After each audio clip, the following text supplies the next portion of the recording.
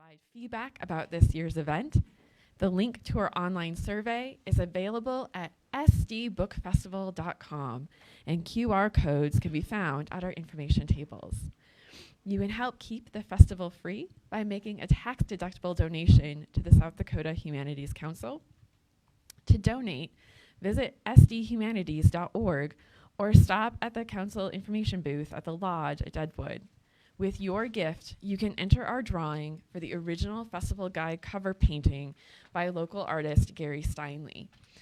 Donate $50 for your first raffle entry and $10 for each entry after that. This festival would not be possible without the generous support of the numerous organizations and individuals who have already donated and are acknowledged on the back cover of your festival guide. Today's program is called Reflections on Sharing the Seed Keeper with South Dakotans. And we have two incredible authors with us today who I'm so excited to introduce. First is Diane Wilson, a writer, speaker, and educator who has published 2 award-winning nonfiction books, numerous essays, 2 children's books, and the 2023 one-book South Dakota, The Seed Keeper, which also won the 2022 Minnesota Book Award for fiction. A Mdewakanton descendant enrolled on the Rosebud Reservation, Wilson is executive director of the Native American Food Sovereignty Alliance and the former executive director for NAFSA. Sarah Hernandez, Sichangu Lakota, thank you, is a professor of Native American literature and the director of the Institute for American Indian Research at the University of New Mexico. Her research focuses on early and contemporary Native American literature. Hernandez is a member of the Ocheti-Shakoween Writers Society, a nonprofit for Dakota, Nakota, and Lakota writers. Together, they launched Native Reads, a community-based reading campaign and podcast series to increase knowledge and appreciation of the Ocheti-Shakoween literary tradition. And with that, I will pass it over to our authors.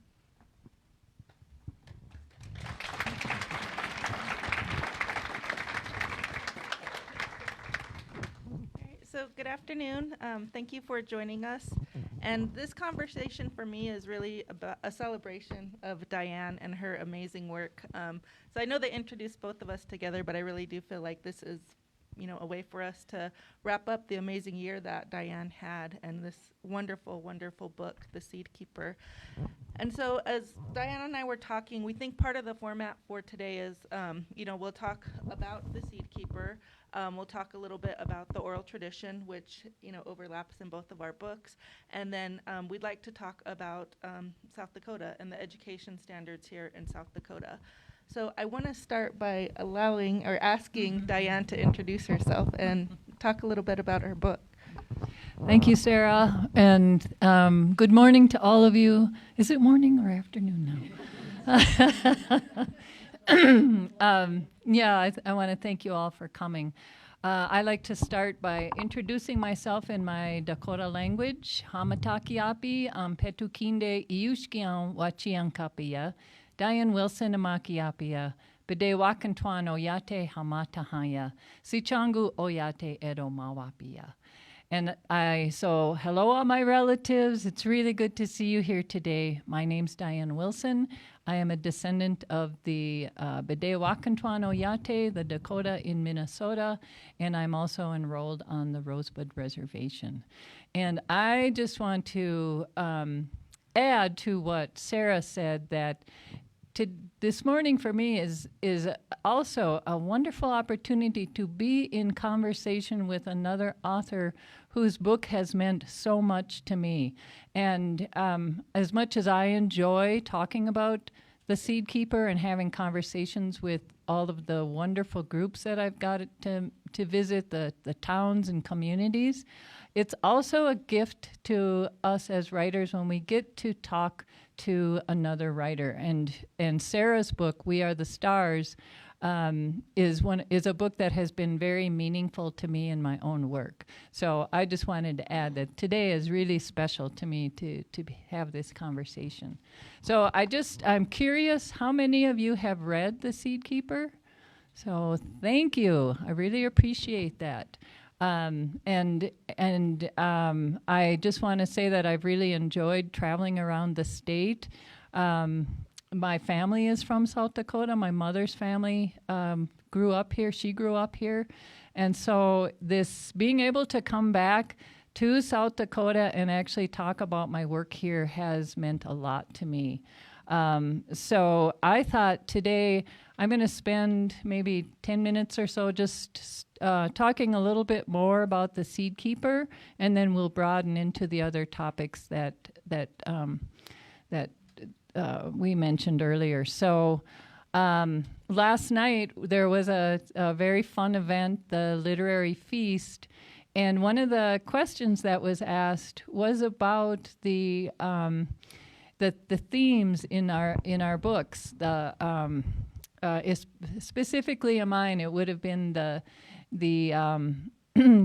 tension and the contrast between two worldviews, one of which is a native worldview, which in Dakota we say Mitakuye Owasi, we are all related. And that that means that as a good relative, which is one of the most important teachings for a Dakota person, you have to take care of the water, the plants, the animals, everyone around you. And we see ourselves as just one more part of creation. And I was contrasting that so Rosalie was carrying that worldview. And then she marries a white farmer, and I wanted to contrast that with a worldview that doesn't carry always that sense of being a relative, but instead often views plants and animals and water and soil as commodities that can be bought and sold.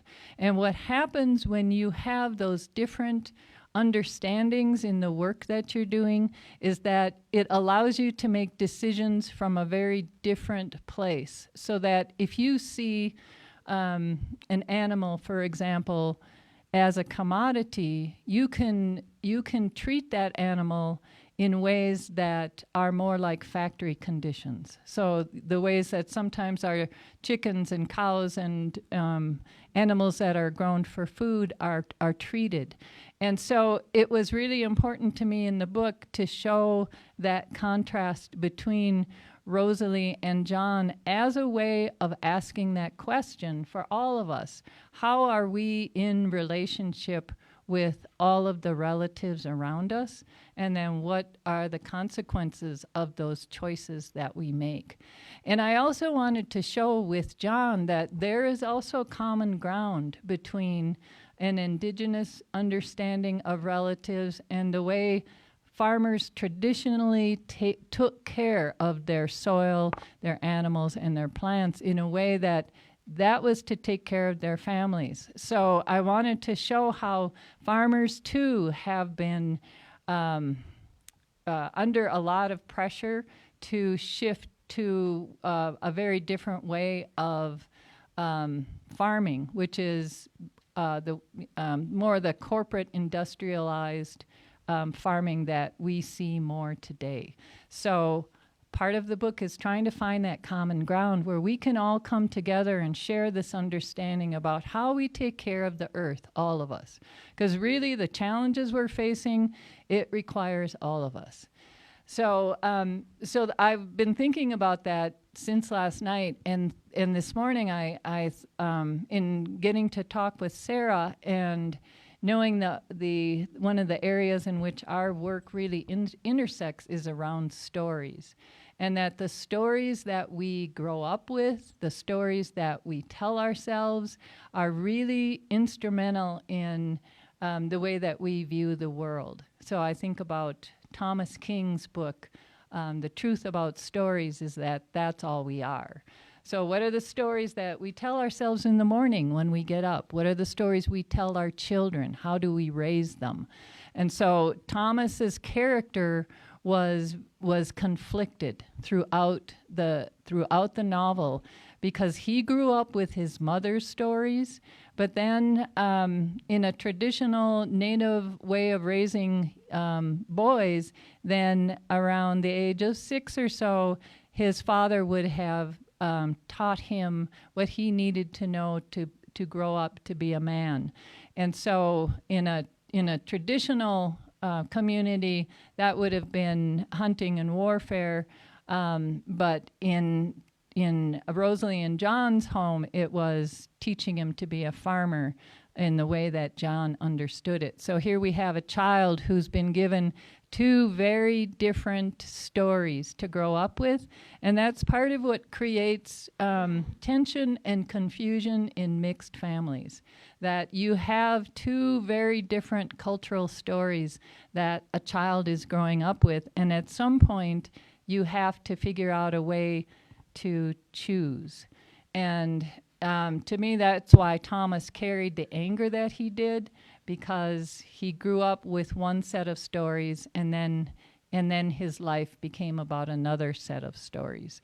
So I wanted to just read a short excerpt. Are we doing okay with time? That is actually about the stories that Rosalie was teaching Tommy when he was a young boy, and then to think about the contrast then for the way those stories changed when his father became more involved in teaching him to become a farmer. So this is Rosalie speaking, and Tommy is just a young boy at this point, probably, let's see, he's 7. So I'll just read a short excerpt. Tommy knelt in the grass as I showed him how the delicate vine of the wild bean grew by wrapping itself around the stems of taller plants. Close up, he smelled like a sweaty young boy, salty and earthy and innocent. His dirt-rimmed fingernails followed the vine back down to the soil, through a tangle of green leaves and grasses, just as I had shown him. He pressed the sharp tip of the trowel a few inches deep and popped the plant free. Pulling away the residue of dirt that clung to the roots, he uncovered the tiny bean that we were gathering. Look, I found one. Nice work. Sometimes this bean is called a hog peanut. In the fall, mice gather these beans for their winter food. My father, your uncan, told me that Dakota women used to always bring some corn to trade for beans with the little mouse. Why? So the mouse children would not starve. No one wants children to go hungry. That's why we always share our food. Tommy thought for a moment. Is that why we bring potatoes to that one store? Yes, we take care of each other. Tommy added his bean to the bag we carried on our gathering trips. He pulled out the apple I had brought for him and laid it on the ground. This is for the mouse people. I had begun teaching Tommy about the plants I had learned from my father when I was a child. The two of us foraged in the woods at the edge of the field and farther along the river. He helped me gather wild ginger for a tea to soothe his stomach aches, and heal-all, a mint that we used for poultices. He grew skilled at spotting bearberry and knowing when the chokecherries were ripe. And in the spring, I had shown him the crimson source of Bloodroot's name. And so later in that chapter, then John says to Rosalie that it's time for Tommy to begin doing farm chores after school. And so that's when we see that transition from Tommy being taught in a Dakota way to Tommy beginning to learn from his white father the traditions of farming and the practices of farming at a time when farming itself was really changing. So by the end of the book, then Tommy is then given that gift of seeds, the very old corn that Darlene Killsdeer hands to him, knowing that Tommy is this conflicted young man. And Rosalie worries about what will Tommy decide, and will he endanger those seeds? But you know, that's the way in which elders will sometimes test a young person and give them that opportunity to make that choice, make that decision. And sometimes they have to dig really deep to understand who they are. So at the end of the book, Tommy is left with that question: what is he going to do with those seeds? And his choices are he can go the way that his father had taught him, and he can turn those seeds into a commodity, or he can go back to his mother's teachings, and he can remember those seeds as a relative and begin to grow them again and bring them back as food for his community. And we don't know what Tommy decides. And the reason I left that open as a question is because I wanted all of us to be thinking about that question. What do we decide? How do we take care of our plants and animals and all of these relatives around us? And at the very least, to become more aware of how the choices we make are really impacting the earth, and that it reminds me of something I heard years ago, that the food we eat creates the world we live in. That's how impactful. That's how our food as an expression of our relationship with the earth. That's just how powerful that relationship is.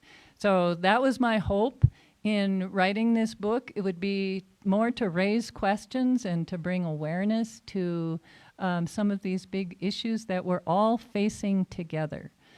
So I'm glad you actually picked that particular passage to read, because I taught this book in my class last semester, and the character of Tommy, students had so many questions about him.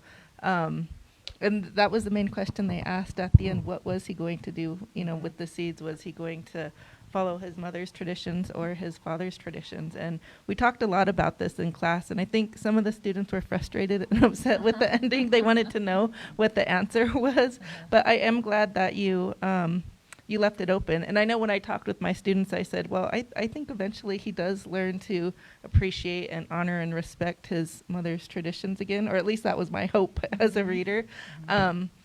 I did hope that he saw the value of seeds and the value of stories. And I really do love that that's a major theme in your book, right? The power of seeds and the power of storytelling. Can you talk a little bit more about that connection between seeds and stories and knowledge? So seeds for me are both a very literal expression of what we do when we garden. How they're foundational to agriculture. There's something that we plant, we cherish, they bring us food. But seeds are also a metaphor, So as both a gardener and a writer, I think that's probably why I fell in love with seeds, because they were the full package for me. Not only could I plant them, I could tell stories about them. They carried their own stories. And so for me, seeds have been endlessly fascinating. And I came up with a way to think about it, which is that the seeds actually carry the stories of the land, and our stories actually are seeds for the future we hope to create. So in that way, they're both really powerful, they're both metaphors, but they're both practical guides for our life as well.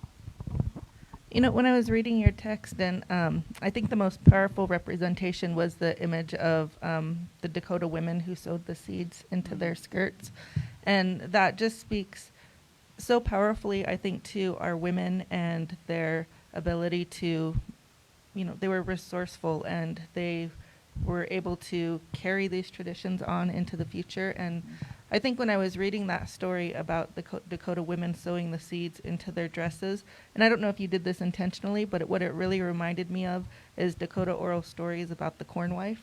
And in the Dakota oral tradition, the corn wife, leads Dakota people to a place near the Big Bend River where they plant corn, where they live, where they, begin to thrive. And the corn wife is known as the keeper of the tales and the feeder of the people. And so when I read that, that description of the women who sowed the seeds into their dress, that's what it really reminded me of, is that these women were continuing that oral tradition of the corn wife and of being keeper of the stories and feeder of the people. That's how it struck me. But I don't know if you did that intentionally.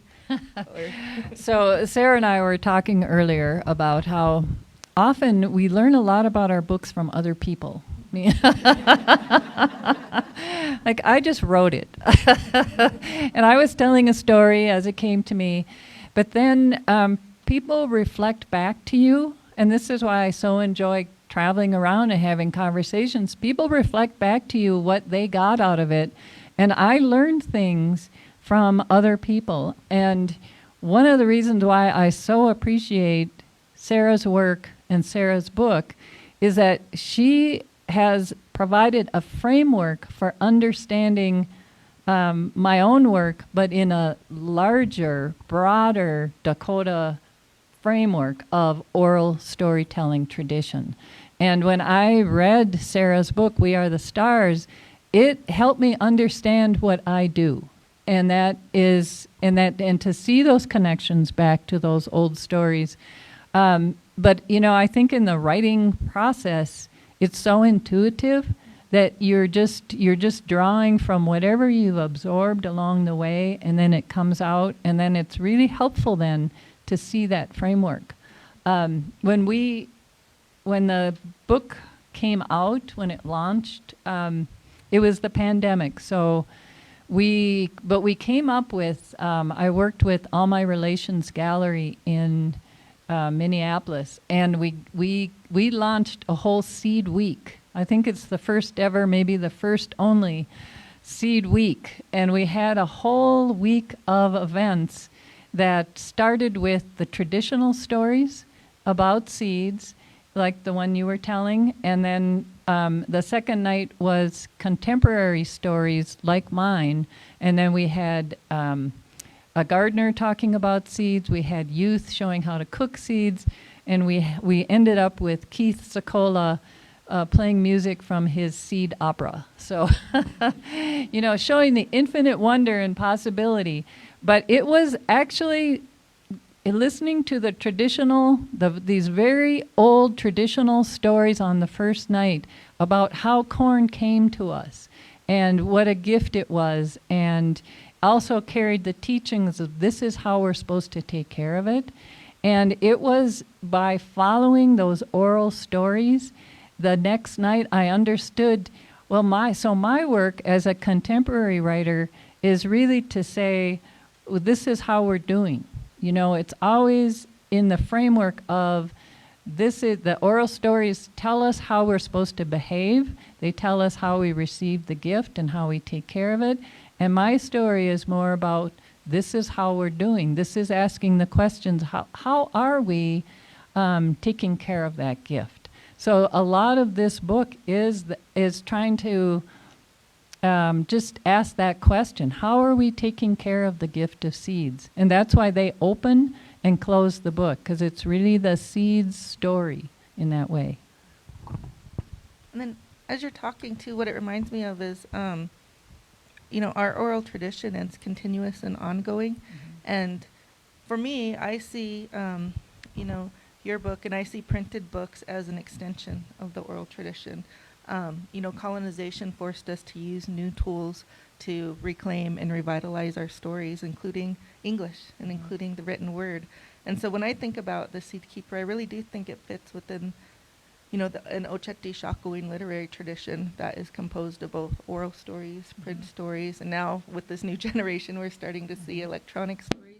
But I really do see it fitting, within this larger framework of an Oceti Shakowin literary tradition. And so, it's definitely one of my favorite books. And thank you. Yeah. Well, why that means so much to me to hear you say that is because my work has come out of my mother and my aunts went to boarding school here in South Dakota, but I grew up in Minneapolis. And so a lot of my work has really focused on assimilation and how it works and trying to understand it. And then historical trauma as well, trying to understand it and think about how can we transform it. And so that for me, this question around cultural identity and assimilation has been present in all of my work, and looking at the impact of assimilation programs like boarding school stories. So to think then that through all of this work that we can find our way back to what is an authentic connection and relationship to that, to our Dakota culture, is really such a gift to me. And I think that's what was so powerful about the protagonist, Rosalie Ironwing. That really is her journey, right? And what I love about your book is that you provide the historical context so that we know why she lost her culture, why it's difficult for her to, reclaim and revitalize that culture. And it all goes back to the U.S. Dakota War of 1862, right? And it had such a devastating impact on her family and her community, and eventually her. And we see that her father is, in a lot of ways, I felt like he was heartbroken after the war, and he really didn't know how to cope. And he passes away early, and then we see Rosalie being sent to an orphanage, and being put into the foster care system. And we see her grappling with this intergenerational trauma. And really, that was her entire journey in the book, is trying to reconnect and reclaim her family and her community, and eventually going back to her ancestral homeland. So I love that you were able to capture that journey in this book. And one of the things I think is so important and powerful about your book is, like I said, that historical context you provide. But I think that historical context is really important because I think a lot of people have started to forget about it. So I know when I would teach, the Seed Keeper, or I would talk about the war, I would have students who would tell me, well, why didn't I know about this? Why didn't I hear about this before? Nobody's told me, about any of these events. And so I love that your book has that historical background, and when you read the book, you're forced to educate yourself, right, about that moment, and really forced to grapple with that history. Was that something you consciously thought of when you put the book together? Yeah, because growing up in Minnesota, this history was... Okay. So growing up in Minnesota, this history around the 1862 Dakota War was not being taught when I was growing up, and in particular, the removal of 1,700 Dakota women, children, and elders was never mentioned. And so I didn't learn, and I also didn't learn about boarding schools. And even though my family had attended them, so none of that was part of my own growing up. So it wasn't until I became an adult that, and started looking at my own family history through my mother's story, that I learned about boarding schools, and following my family's history took me back to the 1862 Dakota War. And because I thought we were from South Dakota, but really we were from Minnesota, and it was the diaspora that followed the war, which is the reason why we ended up in South Dakota. So it taught me a lot, but and then when I participated in the 2002 Dakota Commemorative March to honor the 1,700 Dakota who were removed to Crow Creek here in South Dakota, most of us, and these were Dakota people, most of us did not know that history. And so I just, and I have to say, in my travels around Minnesota and South Dakota, and really this is our shared history, that the story I so often hear is that people did not learn this history growing up. People were not taught, and so to me it has been really important to understand that long trajectory of this history, that our communities are facing the challenges they are today because of what happened 100, 200 years ago in particular, these past 200 years. And so once we understand that long history, that the arc of the story, then, it takes some of the shame out of it for people, but it also gives us a sense for, well, let's look back then at what are those traditional ways and values and understandings that we need to reclaim. So one of the, I listened to an interview with a historian, David Larson, once early on in this process, and he was talking about the 1862 Dakota War, and he said, when you know what was taken away, then you can reclaim it. And that is the guiding principle for all of the work that I do, that by understanding what our culture is, who we are, then we know what we're trying to reclaim. So it's all about cultural recovery, and the most important reason we do this work is for our children. You know, it's up to us to create a world for our children that is supportive and is a good place for them to grow up.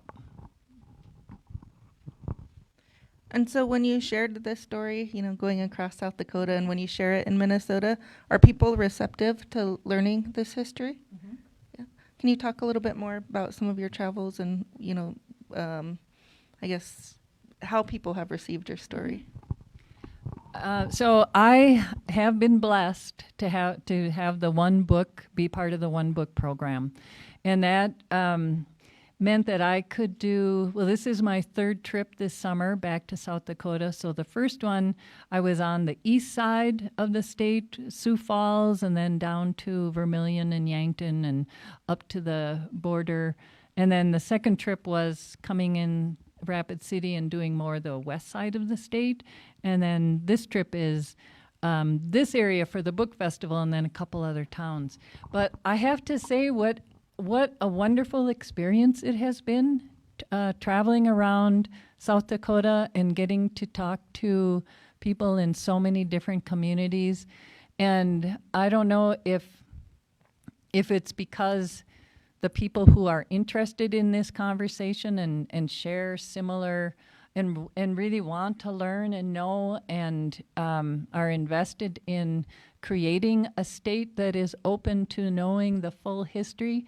These are the people who come to the reading. So, you know, we start with that base of we want to have these conversations. We want to talk about this history. We want to make sure that we all understand what happened so that we can work on it together. And one of the things that I had learned from Sarah's book was about the changing South Dakota social studies standards, and that there were a number of references to the Oceti Sakowin, which means the Lakota, Dakota, Nakota people, were being removed. And that, you know, to me, that's such a dangerous precedent.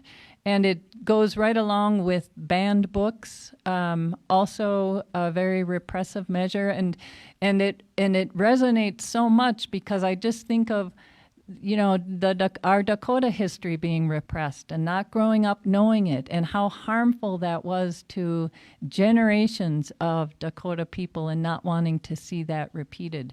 So it has meant a lot to me to be able to travel around South Dakota and visit these places that were so important to my family, but also to have conversations with people who are also vested in truth-telling and knowing our history and sharing that as a state. So I just want to thank all of you for your welcome and your open hearts and minds. No, that's great. I do think people are, you know, receptive to learning these histories. And like you said, it's important, right? We can't just sweep these histories under the rug and pretend that they never happened. And I always tell my students, I always kind of think of it in terms of psychology. And in psychology, we're often told if you experience, you know, a trauma, you talk about it. You don't just bury it and pretend it didn't happen, because eventually it's just going to bubble up and manifest in really unhealthy ways. And so I think it's important to have these conversations. Yes, they can be difficult, but once we have those conversations, like you said, we can start to figure out how to work through them and how to move on. And so I think that is really important. And I'm also glad you brought up, the changes in the curriculum. And it is a scary time where books are being banned and the curriculum is being restricted. Because it felt like we had started to make some really important progress where Oceti culture and language and literature was being incorporated into the curriculum. And now it starts to feel like we're taking a step back. And when I think about this, I think of, initiatives like the Oceti Shakowin Essential Understandings. And our elders came together to put that curriculum together and help incorporate it into the schools. And now we're at risk of losing that. And I think about Cairns and the Center for American Indian Research and all the work that Dr. Howe has done to, train teachers and educate them about Dakota Lakota culture. And now that's being threatened as well. And then this Native Reads initiative that, the Oak Lake Writers Society just launched to increase the number of Dakota Lakota books in schools, and suddenly that's being threatened. And so it is scary, and I hope that, teachers are still able to find innovative ways to incorporate, your books and other books into that curriculum. I don't know. But yeah, no, I just think it is a scary time, and I hope that we are able to do that. I guess while reading your book, why do you think it's so important to share Indigenous knowledge? Well, that's a good question. There's two thoughts come to mind. One is when I often like to tell the story of maize when I'm doing a presentation. And one of the reasons I like to look at that long story of maize is also to look at the involvement of Indigenous women in helping develop a wild grass called teosinte into what has now become one of the most important foods that we all rely on. And corn or maize has been important to tribes for thousands of years as a measure of survival. And a lot of that had to do with the women who helped develop not only the seeds, but then also the tools that were needed to cultivate them. Because that was part of a traditional women's role, was to be in charge of the food, and that included the gardening. So you think over thousands of years, these brilliant gardeners and agriculturalists developed so many of our foods, so many of the tools, and then when settlers came and there was this push to force Native communities to farm in a very different manner, which came out of that very different relationship with the earth, what they also did was target the men.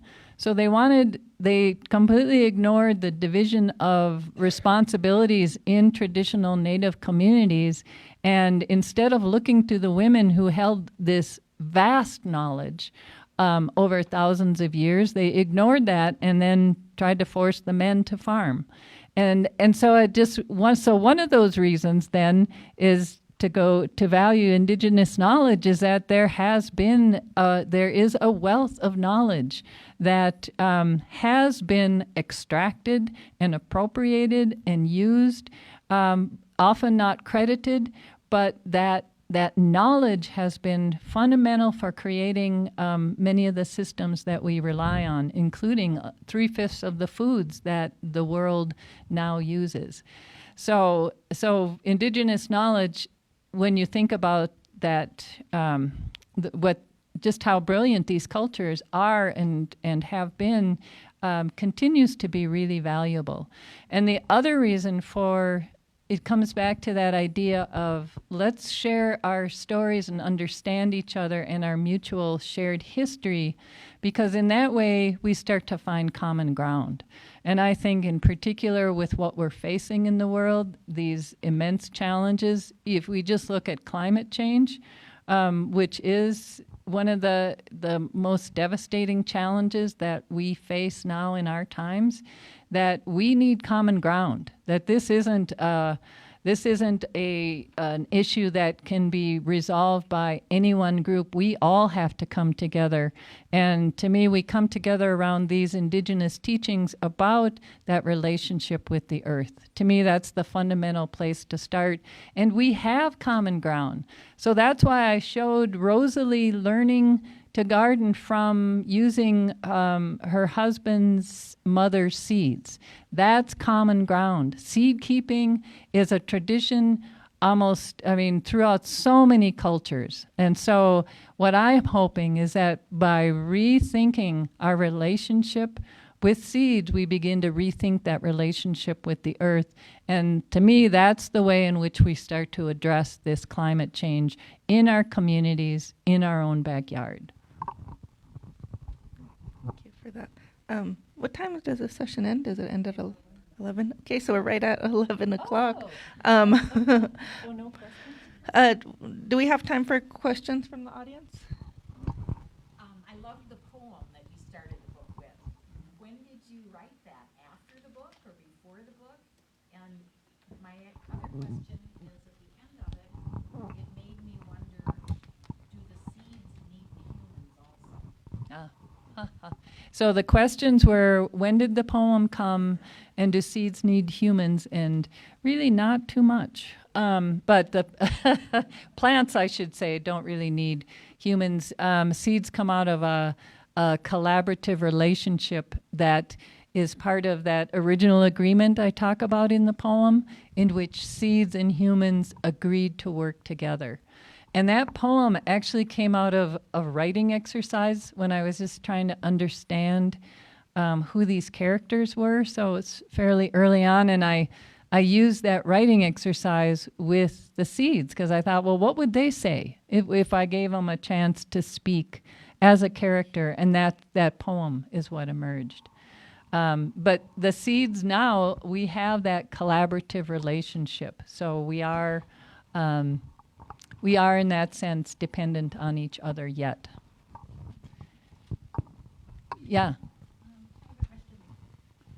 For those people who are not here, who are maybe not open to conversation, how can we help them maybe be more open to history and So it's the question for the people who are not here, who don't share this thinking and wanting to engage in conversations with them. Oh, it's tough. Just like talking politics with people these days, people are dug in. But that's where I think our books help. That, sharing books, that through stories we can sometimes come into, open somebody's understanding if you come in through their imagination, say. Or you can help them understand history in a different way or give them a different perspective to think about. And I think listening to each other and, just that's a big part of it is the listening. So So we probably have to close this session. I wish we could keep talking to each other because this is a wonderful audience. And I want to thank you all for coming today and sharing your interest in our conversation. And I want to thank Sarah, as always, for the wonderful work that you do. So thank you very much for coming.